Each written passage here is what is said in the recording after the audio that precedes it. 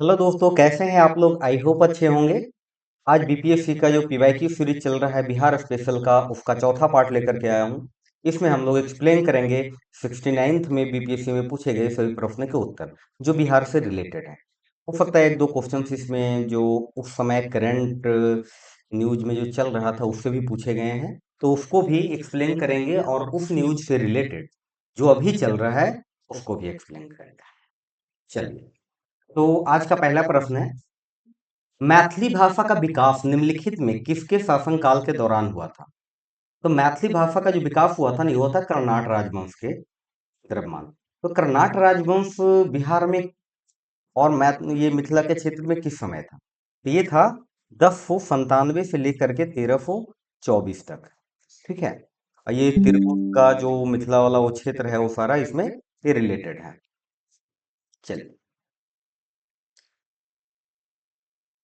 तो अगर बात करें कि कर्नाट राजवंश की, तो इसकी स्थापना किसके द्वारा किया गया था? तो इसकी स्थापना 1026 में किया गया था नान्य देव के द्वारा। किनके द्वारा? तो नान्य देव के द्वारा किया गया था। कब? 1097 में। और इनके शासनकाल में कवि को, लेखक को, कलाकार को, ये सबों को काफी एक अच्छा एनवायरनमेंट दिया गया था ताकि वो लोग कला के क्षेत्र में विकास कर सके।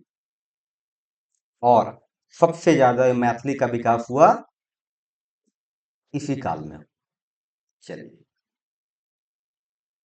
कब बिहार पहली बार ब्रिटिश शासित भारत के तहत बंगाल प्रेसिडेंसी से अलग हुआ? तो ये हुआ था 1912 में। आप लोग को सबके पता होगा, 12 दिसंबर 1911 को दिल्ली के राज दरबार में जॉर्ज पंचम और तत्कालीन वायसराय हार्डिंग के द्वारा वहां पे घोषणा किया गया था कि बंगाल प्रांत से बिहार को उड़ीसा के साथ अलग किया जाएगा। इसकी आधिकारिक जो घोषणा हुई ये हुई 1 अप्रैल। आधिकारिक घोषणा जो अधिसूचना आया था ये आया था 22 मार्च 1912 को। इसीलिए बिहार में 22 मार्च को बिहार दिवस मनाया जाता है। और आगे चल के ये घोषणा के अनुसार से सभी चीजें जो प्रभावित हो गई, ये हो गई 1 अप्रैल से, 1 अप्रैल 1912 से। तो ये भी प्रश्न पूछे जा चुके हैं बीपीएससी में कि बिहार का जो घोषणा जो हुआ था बिहार का अलग होने का, ये कब से प्रभावी हुआ? ये प्रभावी हुआ था 1912 से, अप्रैल 1912 से।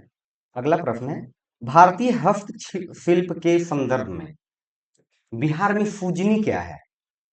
तो फुजनी एक धातु शिल्प है, एक प्रकार की कढ़ाई है, मिट्टी का बर्तन है, कांच का बर्तन है। तो देखिए, फुजनी एक प्रकार की कढ़ाई है। इसमें क्या है कि भारतीय महिलाएं, जो घरेलू महिलाएं होती थी, अब तो इसका बहुत कायाकल्प अच्छा हो गया है। इसको काफी अब प्रतिष्ठा मिल चुकी है फुजनी को, क्योंकि इसको 2006 में जीआई टैग भी मिल चुका है।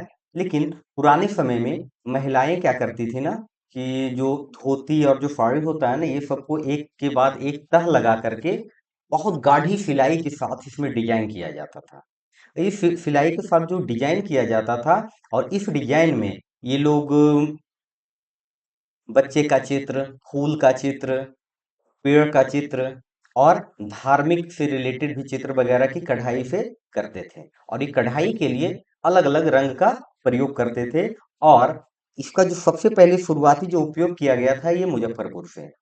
ठीक है, शुरुआत में इसकी जो शुरुआत जो हुई थी फुजनी का, ये मुजफ्फरपुर से हुआ था, भसरा गांव से। ठीक है, और उस समय जो ज्यादा इसका प्रयोग होता था, ये प्रयोग होता था छोटे बच्चे के लिए। ठीक है, बिहार में विक्रमशिला विश्वविद्यालय के संबंध में निम्नलिखित कथनों पर विचार कीजिए। तो बिहार का विक्रमशिला, यह बिहार के वर्तमान बांका जिले में है? तो नहीं, ये वर्तमान में भागलपुर जिले में है। फिर आगे पूछा गया उपयुक्त में कौन से कथन गलत है? ठीक है, तो ये कथन गलत, तो जो गलत है वही सही है, तो मतलब ये एक सही हो जाएगा। इसकी स्थापना पाल वंश के राजा गोपाल प्रथम ने की थी? नहीं, पाल वंश के राजा धर्मपाल के द्वारा इसकी स्थापना हुई थी। ठीक है, पाल वंश के राजा धर्मपाल के द्वारा इसकी स्थापना हुई थी। इनका जो शासन काल था धर्मकाल का, ये 755 से 800 ईस्वी रहा था। और इसका जो राजकीय संरक्षण जो मिला था, आगे चल के 13वीं शताब्दी में मिला था राजकीय संरक्षण। यह खगोल विज्ञान, तर्कशास्त्र, कानून, व्याकरण, दर्शन जैसे अन्य विषय पढ़ाए जाते थे। तो हाँ, यह बौद्ध धर्म का वज्रयान संप्रदाय का फला फूला था। हाँ, थोड़ा बहुत। तो ये सही हो जाएगा, मतलब कि ये गलत के अनुसार से जो है तो ये सही है, ये गलत है, ये गलत है, ये सही है। मैं सही पे डबल टिक कर रहा हूँ। खगोल विज्ञान, तर्कशास्त्र, व्याकरण, ये सब की यहाँ पढ़ाई होती थी। लगभग यहाँ 160 विहार कमरे थे। विहार का मतलब बिहार वाला बिहार नहीं, ये वाला विहार, विहार। ठीक है। लेकिन आगे चल के लगभग 1193 ईस्वी में बख्तियार खिलजी के द्वारा इसको नष्ट कर दिया गया था। ठीक है। तो सही आंसर क्या हो जाएगा? एक और दो, मतलब कि एक और दो दोनों है गलत है। निम्नलिखित में से कौन से राष्ट्रीय उद्यान या वन्य जीव अभयारण्य बिहार में है? वाल्मीकि राष्ट्रीय उद्यान, ये बिहार में है। एक और मात्र एक राष्ट्रीय उद्यान है बिहार में, टाइगर रिजर्व क्षेत्र भी है इसी में सम्मिलित। दुधवा राष्ट्रीय उद्यान, तो यह है यूपी में।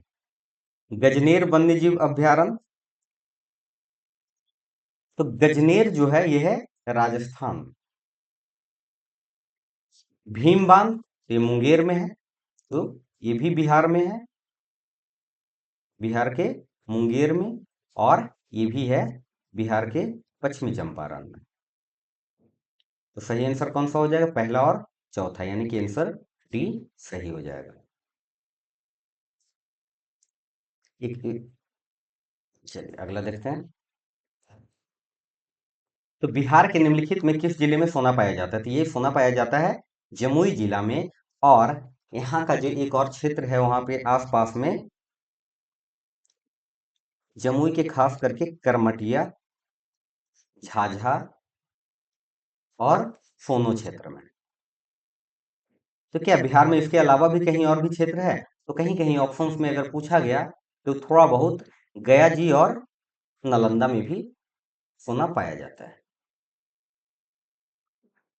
त्रिवेणी नहर का निर्माण निम्नलिखित में किस नदी पे किया गया है? तो त्रिवेणी नहर की का निर्माण जो किया गया है ये गंडक नदी पे किया गया है।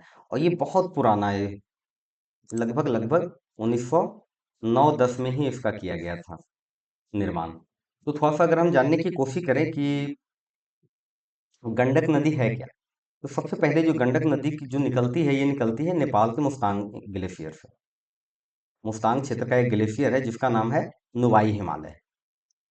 तो नुवाई हिमालय से निकल करके पश्चिमी चंपारण से बिहार में, मतलब भारत में एंट्री करती है बिहार के पश्चिमी चंपारण से। तो जब ये नदियां नेपाल में होती हैं तो इसको नारायणी या गंडकी के नाम से भी जाना जाता है। ये 7 धाराओं से मिलकर बनी हुई नदी है, इसलिए इसे सप्त गंडकी भी कहा जाता है। और नेपाल के क्षेत्रों में इस नदी में प्रमुखता से बहुत सारे फलीग्राम पत्थर भी पाए गए हैं, इसलिए इसको फलीग्रामी नदी भी कहा जाता है। तो इसी में वहां पे एक क्षेत्र है भारत नेपाल के आसपास में, वहां पे त्रिवेणी धाम। ठीक है, त्रिवेणी धाम, यहीं से ये बिहार में प्रवेश करती है और पश्चिमी चंपारण, पूर्वी चंपारण होते हुए गोपालगंज, सारण, मुजफ्फरपुर होते हुए ये वैशाली के पास आकर के, वैशाली जिले में आकर के हाजीपुर और सोनपुर के आसपास में ये गंगा में मिलती है। ठीक है। तो मुख्य रूप से अगर जो इस नहर की बात करें, ये नहर से लाभान्वित होने वाले जिला, तो ये दो ही जिला आएंगे, पश्चिमी और पूर्वी चंपारण। चलिए, बिहार की भौगोलिक संरचना चट्टानी प्रणालियों से बनी है, तो चट्टानी प्रणालियों का उनके विवरण से मिलान कीजिए। तो देखिए, धारवाड़ चट्टान प्रणाली, तो धारवाड़ चट्टान प्रणाली है ना, ये सबसे पुराना आर्कियन रॉक सिस्टम का हिस्सा है। पहला का ऑप्शन क्या हो जाएगा? तीसरा। विध्यन चट्टान प्रणाली, ये जो है ना, ये बलुआ पत्थर वगैरह से और चूना पत्थर, डोनेमाइट, ये सबसे बना हुआ होता है। तो ये सब इसके कंपोनेंट्स है। तो ये किसका, दूसरा का ऑप्शन कौन सा होगा? चौथा, क्वाटरनरी चट्टान प्रणाली या चतुर्थ चट्टान प्रणाली। तो चतुर्थ जो है यह है हिमालय के और प्रायद्वीपीय क्षेत्रों में, हिमालयन और प्रायद्वीपीय नदियों द्वारा मिट्टी के आसपास जो तीव्र जमाव से ये चट्टान बनती है। तृतीय चट्टान प्रणाली, ये पश्चिमी चंपारण जिले में पाई जा सकती है। तो पहला का आंसर तीसरा, पहला का तीसरा के साथ एक ही, देखिए एक भी अगर आप होता है तो आप बना सकते हैं। दूसरा का चौथा तो सही है, तीसरा का पहला और डी का दूसरा। चलिए, तो सही आंसर क्या हो जाएगा? डी। लेकिन अब ऐसे प्रश्न नहीं आते हैं। अब क्या है ना कि आप जो चाहेंगे कि अगर एक ही क्वेश्चन का एक ऑप्शन भी हमको याद है तो ऐसा हम मिलान कर पाएंगे, लेकिन अब ऐसा नहीं है। वो ऑप्शन इस तरीके से देगा, तो कम से कम ये आपको तीन याद होने चाहिए, तब आप सही आंसर मार सकते हैं। कोसी मैदान की माध्य समुद्र तल से औसत ऊंचाई। तो समुद्र तल से औसत ऊंचाई जो है ना, ये लगभग 30 मीटर है। लगभग 30 मीटर आएगा, इसका जो सही आंसर हो जाएगा। क्योंकि जो इसकी जो ऊपरी सीमा है, मतलब जो ऊपरी मैदानी भाग है, ऊपरी मैदानी भाग की जो है ना, लगभग लगभग ये 50 मीटर के औसत क्षेत्र में है, ऊपरी मैदानी भाग। और अगर जो मध्य सीमा की बात करें, तो जो इसकी जो मध्य मैदानी भाग है, ये है 40 मीटर के आसपास। और जो सबसे निचला है, निचला मैदानी भाग, ये है 30 मीटर के आसपास। तो कुल मिलाकर के जो औसत ऊंचाई है कोसी मैदान का, ये है 30 मीटर। बिहार के गया जिले की वर्तमान जनसंख्या कितनी है? देखिए, ऐसे जनसंख्या, वर्तमान जनसंख्या कोई भी जनगणना हुआ ही नहीं है, तो ऐसे प्रश्न पूछने का मतलब बनता नहीं। लेकिन अगर पूछा गया है तो लगभग इसको कोई अलग अलग तरीके से अलग अलग लोग बता सकते हैं। एग्जैक्ट वर्तमान जनसंख्या तो संभव नहीं है, तो ये क्वेश्चन गलती से आ गया, तो इसलिए बीपीएससी द्वारा इसको रद्द कर दिया गया है। बीपीएससी द्वारा रद्द कर दिया गया है इस क्वेश्चन को। लेकिन अगर हम थोड़ा जानने की कोशिश करें कि बिहार जिले की जनसंख्या क्या हो सकती है, बिहार में गया जिले की, तो थोड़ा सा अगर देखें कि पूरे बिहार की जो जनसंख्या है वो कितना है, पूरे बिहार का, तो पूरे बिहार की जो जनसंख्या है वो लगभग लगभग 10,40,99,452। तो लगभग इसको देखा जाता है 10.41 करोड़। इतनी जनसंख्या बिहार में है, कब की? तो 2011 के जनगणना के अनुसार से। तो गया की जो जनसंख्या थी, ये थी 43,79,383, 2011 के जनगणना के अनुसार से गया की जनसंख्या। तो गया जी की जो जनसंख्या है उस समय थी लगभग, मानिए ना कि 43.79 लाख। चलिए, अगला प्रश्न देखें। 1937-38 के बिहार में बकाफ्त आंदोलन किसके द्वारा आयोजित किया गया था? ये देखिए, बकाफ आंदोलन जो 37-38 में शुरू किया गया था, स्वामी सहजानंद सरस्वती के द्वारा। ठीक है, और ये उत्तरी मध्य बिहार में शुरू हुआ था। बकाफ्त आंदोलन मेनली ये इसलिए किया गया था कि लगान न पूरा करने के कारण किसानों वगैरह से उनकी जमीन छीन ली जाती थी जमींदारों के द्वारा। तो इसी के खिलाफ आवाज उठाया था, और इन्होंने, इनका एक सम्मेलन चल रहा था 1938 में।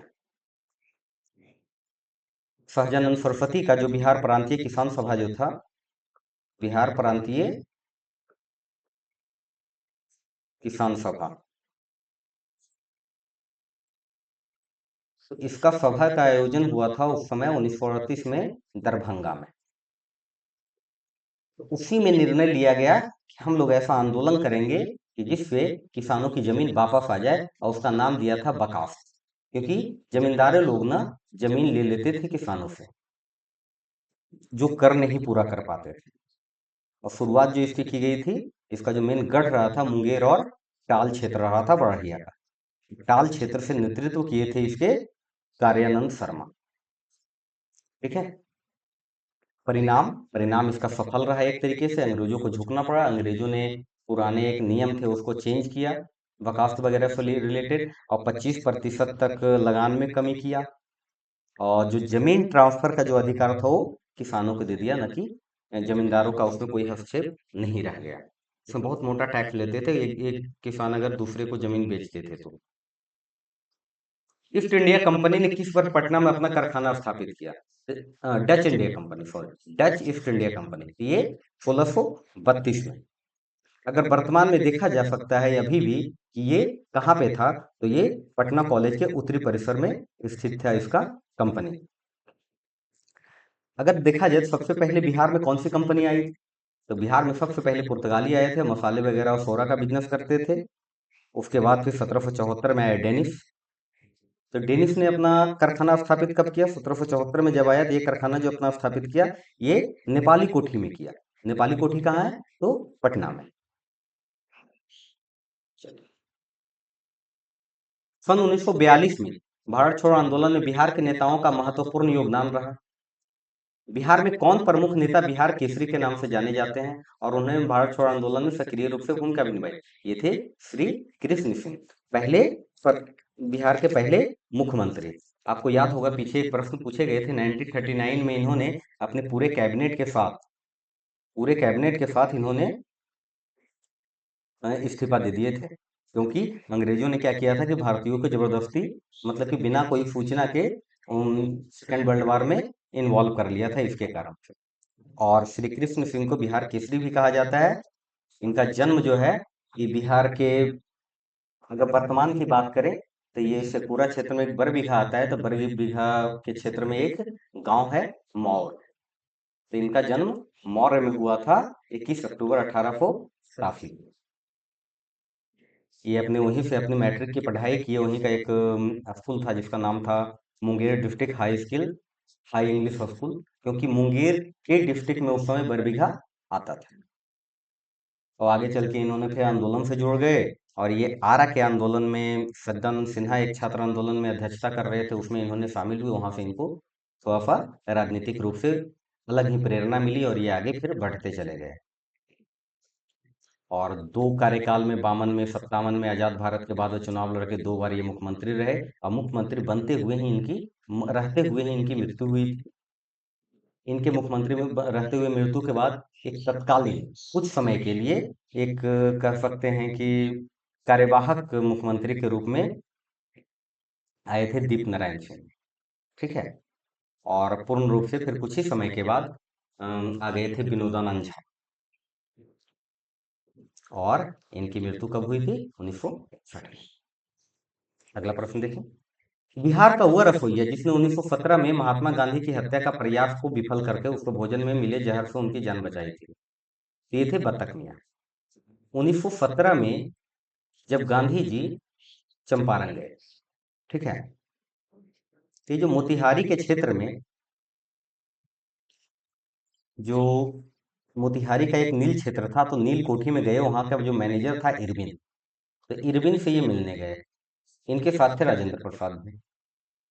तो बत्तख मियाँ को अंग्रेजों ने, जो ये इरविन था, इन्होंने प्लान करके बोल दिया। बत्तख मियाँ एक्चुअली इरविन के उस समय मेन खानसा थे। खानसा का मतलब, खानसामा का मतलब होता है मेन रसोईया। तो इनको बोल दिया कि है ना कि दूध में जो जहर मिला हुआ ये दे दो गांधी जी को। लेकिन इन्होंने जाकर के दूध तो दिया, और साथ में बैठे राजेंद्र प्रसाद को इन्होंने बता दिया कि हाँ जी, यहाँ पे इन्होंने जहर वाला दूध है, ये मत पीना। ये इनकार कर दी। इन्होंने अपनी ये नहीं देखा कि हमारा इसका परिणाम क्या होगा ऐसा करने का, लेकिन इन्होंने उस समय इनडायरेक्टली गांधी जी की जान बचाई, जो आगे चल के हमारे आजादी के नायक बने। बिहार सरकार ने किस वर्ष तक कार्बन उत्सर्जन कम कर बिहार राज्य को प्रदूषण मुक्त बनाने का योजना बनाई? तो देखिए, ये योजना जो मेन बना है एक्चुअली यूनाइटेड नेशन के साथ एक एमओयू पे हस्ताक्षर हुआ। कब हुआ हस्ताक्षर? ये हुआ 12 फरवरी 2021 में। किसके साथ हुआ? संयुक्त राष्ट्र पर्यावरण कार्यक्रम में। और उनके साथ ये एमओयू साइन हुआ बिहार के साथ। अब इसमें साइन ये हुआ कि 2040 तक हमें कार्बन कम करना है, और पूर्ण रूप से शून्य उत्सर्जन जो कार्बन का करना है ये 2070 तक करना है, पूर्ण उत्सर्जन। इसी के तहत भारत सरकार ने एक पंचामृत करके एक घोषणा किया, जिसमें 5 पॉइंट रखे हैं, और जिसमें इन्होंने टारगेट रखे हैं। जैसे 2030 तक में है ना कि 500 गीगावाट का गैर जीवाश्म ऊर्जा जो है उस क्षमता तक हमें पहुंचना है। 2030 तक जो भी ऊर्जा की आवश्यकता हमें होती है, उसको 50% जो भर्ती मतलब कि 50% जो उसका यूज करना, ये करना है नवीकरणीय ऊर्जा प्राप्त करना है 50% तक। 2030 तक ही कार्बन उत्सर्जन लगभग लगभग 1 अरब टन कम करना है। और 2070 तक 2030 में तक ही जो भी अर्थव्यवस्था में जो कार्बन की तीव्रता जो अर्थव्यवस्था में बढ़ रही है, उसको जो 2005 के अनुसार से उसको 45% कम करना है। ये पंचामृत 5 पॉइंट लिए गए, तो 4 तो हो गए कि 2030 तक क्या क्या टारगेट रखे गए हैं, और पांचवा जो टारगेट है कि 2070 में इसको शून्य उत्सर्जन कर देना है कार्बन का बिहार से। तो ये बिहार की अगली प्लानिंग है कार्बन के क्षेत्रों में। तो आज तक का आज का प्रश्न इतना ही रहेगा, हम लोग आगे देखेंगे अगले अगले पार्ट में। तो आज के लिए इतना ही। जो लोग नए हैं इस चैनल को लाइक कीजिए, शेयर कीजिए, सब्सक्राइब कीजिए, दोस्तों में बताइए, और विद्यार्थी चैनल विद्यार्थी पीसीएस को लाइक शेयर सब्सक्राइब करते रहिए। हम आगे आगे और अच्छे अच्छे वीडियो लाते रहें। धन्यवाद।